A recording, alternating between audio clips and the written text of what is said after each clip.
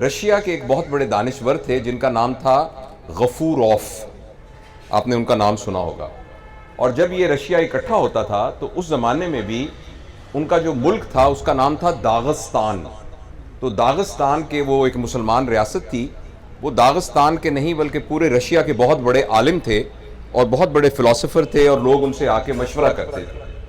تو جب رشیا میں بہت سارے مسائل شروع ہوئے تو ایک گروہ ان کے پاس آیا. انہوں نے کہا آپ اتنے بڑے دانشور ہیں، یہ جتنے فیکٹری اونر ہیں انہوں نے مزدوروں کا استحصال شروع کر دیا ہے، تو جس کی وجہ سے معاشرہ بڑا تباہ ہو رہا ہے، تو بتائیے کہ اس کا کیا حل ہے. تو انہوں نے کہا کہ کوئی نہیں، یہ جو سرمایہ دار ہوتے ہیں نا یہ ایسے کرتے ہی ہوتے ہیں، کوئی فرق نہیں پڑتا.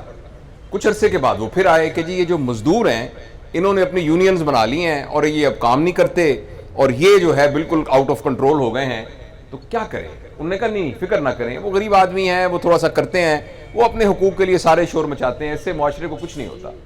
اسی طرح سرکاری ملازموں کے بارے میں بات کی، تمام طبقات کے بارے میں آہستہ آہستہ لوگ بات کرتے رہے، مگر وہ غفوروف یہ کہتے رہے کہ فکر نہ کریں، ہمارے معاشرے کو کچھ نہیں ہوتا.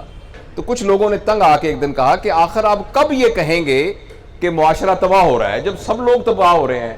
تو انہوں نے کہا کہ جب تک ایک پرائمری اسکول کا ٹیچر کرپٹ نہیں ہے اور جب تک ایک استاد ایمانداری سے پڑھا رہا ہے اس وقت معاشرے کو کچھ نہیں ہوتا. اسی طریقے سے میں نے یہ سنا کہ جب جرمنی بالکل تباہ ہو گیا تھا تو اس وقت کسی نے یہ کہا جو ان کا بڑا تھا کہ صرف یہ دیکھو کہ کیا ہمارے استاد موجود ہیں کہ نہیں. تو انہوں نے کہا جی استاد تو موجود ہیں. اس نے کہا فکر نہ کریں، اب قوم دوبارہ کھڑی ہو جائے گی. اگر استاد موجود ہوں گے تو وہ قوم دوبارہ کھڑی ہو جائے گی. اور یہ وہ روایات ہیں جو کہ معاشروں کو زندہ رکھتی ہیں. بہت عرصے تک میرا یہ خیال تھا کہ تعلیم کی کمی ہے، اس وجہ سے ہم ترقی نہیں کر رہے. آبادی ہماری اس لیے کنٹرول نہیں ہو رہی کہ تعلیم کی کمی ہے، ہمارے ہاں اور تمام چیزیں نہیں، سائنس کی ترقی نہیں ہو رہی، ٹیکنالوجی کی ترقی نہیں ہو رہی، ہمارے ادارے ڈیولپ نہیں ہو رہے کہ ہم تعلیم یافتہ نہیں ہیں. مجھے بہت بعد میں یہ سب بات سمجھ میں آئی کہ اگر آپ کسی بہت تعلیم یافتہ شخص کی تربیت نہ کریں تو وہ معاشرے کا سب سے خطرناک آدمی ہے، کیونکہ اس کے پاس وہ ساری سکلز موجود ہیں جس کے ذریعے وہ معاشرے کو ایکسپلائٹ کر سکتا ہے اور تباہ کر سکتا ہے. تعلیم کے علاوہ جو سب سے اہم چیز ہے وہ تربیت ہے.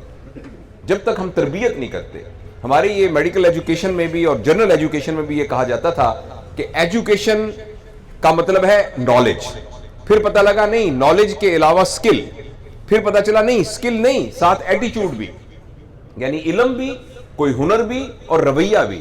لیکن یہ بہت ابھی ریسنٹلی یہ بات پتہ چلی ہے کہ اگر ان تینوں کے بعد روایات، تہذیب یا ویلیو سسٹم ڈیولپ نہ ہو تو ایجوکیشن کا کوئی فائدہ نہیں ہے. ایجوکیشن کا فائدہ اسی وقت ہے جب اس کے ساتھ ایک ویلیو سسٹم، اقدار ڈیولپ ہو، تہذیب ڈیولپ ہو، ایک معاشرہ ڈیولپ ہو جس معاشرے کا یہ کو پتہ ہو کیا صحیح ہے کیا غلط ہے، کون سی چیز انسان کو بڑا بناتی ہے، کون سی چیز انسان کو بہتر بناتی ہے.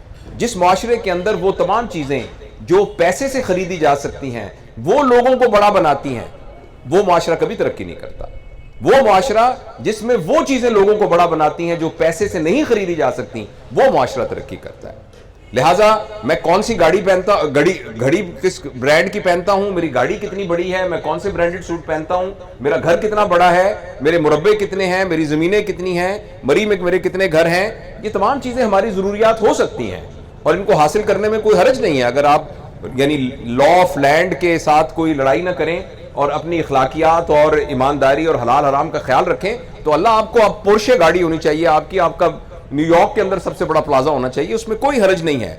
لیکن اگر ہم نے اس بنیاد پر اپنے آپ کو بڑا اور اس بنیاد پر ہی لوگوں کو چھوٹا کہنا شروع کر دیا تو اس کا مطلب یہ ہوگا کہ یہ معاشرہ انحطاط پذیر ہے، یہ معاشرہ ترقی یافتہ معاشرہ نہیں ہے. اس معاشرے میں ویلیو سسٹم نہیں ہے، اس معاملے کی اس میں کوئی تہذیب نہیں ہے، اس میں کوئی اقدار نہیں ہے. انفارچونیٹلی ہمارے معاشرے میں یہ ہوا ہے. اور جب بھی آپ کسی کے بڑا ہونے کا معیار پیسے کو بنا دیں گے تو ہر شخص بڑا ہونا چاہتا ہے، تو ہر شخص پیسہ حاصل کرنے کی کوشش کرے گا. اس میں وہ یہ بات بھول جائے گا کہ یہ پیسہ حلال سے حاصل ہو رہا ہے یا حرام سے حاصل ہو رہا ہے. اسی سے کرپشن نے جنم لیا، اسی سے دھوکے نے جنم لیا، اسی سے اور دغابازی نے جنم لیا. اور ہم جعلی طور پر اپنے آپ کو بڑا ان معیارات پر سمجھنے لگ گئے جو کہ اصل میں بڑا ہونے کے معیار نہیں ہے. کبھی آپ نے دیکھا ہے کہ کسی مرے ہوئے شخص کے بارے میں یہ کہے کوئی کہ جاوید اقبال 6 مربعوں والا؟ جاوید اقبال جو راڈو گھڑی پہنتا تھا، جاوید اقبال جس کی جو ہے پجارو گاڑی تھی، کبھی سنا ہے کسی کو یہ کہتے ہوئے؟ ہاں ایسے آپ نے بہت سنے ہوں گے، فلاں بندہ جو ایماندار تھا، فلاں بندہ جو نیک تھا، فلاں آدمی جو لوگوں کی کیئر کرتا تھا، فلاں آدمی جو دیندار تھا، فلاں آدمی جو سچا تھا۔ تو اس لیے بڑے ہونے کا جو معیار ہے وہ تو وہی چیزیں ہیں جن کو پیسے سے خریدا نہیں جا سکتا۔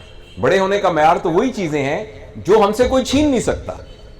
جو چیز ہم سے گم ہو سکتی ہے، جو چیز ہم سے چھینی جا سکتی ہے، اور جو چیز پیسے سے خریدی جا سکتی ہے، وہ چیزیں تو صرف دنیاوی ضروریات اور آسائش وہاں پہنچانے کا ایک ذریعہ ہے، لیکن بڑا ہونے کا کوئی ذریعہ نہیں۔ اور یہ ساری باتیں ہمیں انہی اساتذہ کی وجہ سے پتہ چلتی ہیں۔ یہی اساتذہ کی تعلیم کی بنیاد پر ہی معاشرے میں ویلیو سسٹم ڈیولپ ہوتا ہے۔